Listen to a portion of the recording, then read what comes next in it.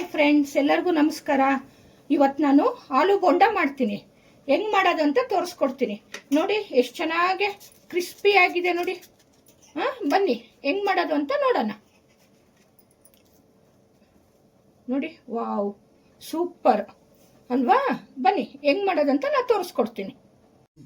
ಆಲೂಗಡ್ಡೆ ಬೋಂಡಕ್ಕೆ ಏನೇನು ಬೇಕು ಅಂತ ತೋರಿಸ್ತೀನಿ. ಬೇಯಿಸಿರೋ ಆಲೂಗಡ್ಡೆ, ಇದನ್ನ ನೀಟಾಗಿ ತುರ್ಕೊಳ್ತೀನಿ.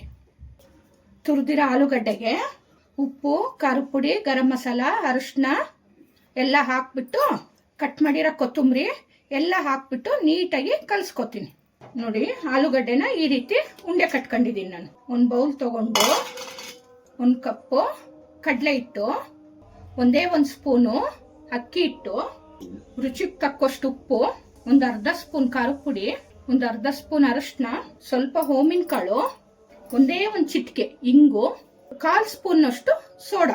ಇದನ್ನ ನೀಟಾಗಿ ನಾನು ನೀರು ಹಾಕ್ಬಿಟ್ಟು ನಾನು ಇದನ್ನ ನೀಟಾಗಿ ಕಲಿಸ್ಕೊಳ್ತೀನಿ.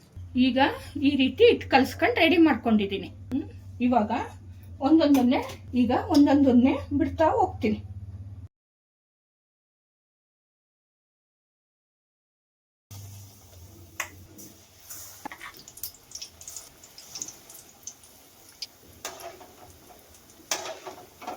ನೋಡಿ ಎಷ್ಟು ಚೆನ್ನಾಗಾಗಿದೆ ನೋಡಿ. ಈಗ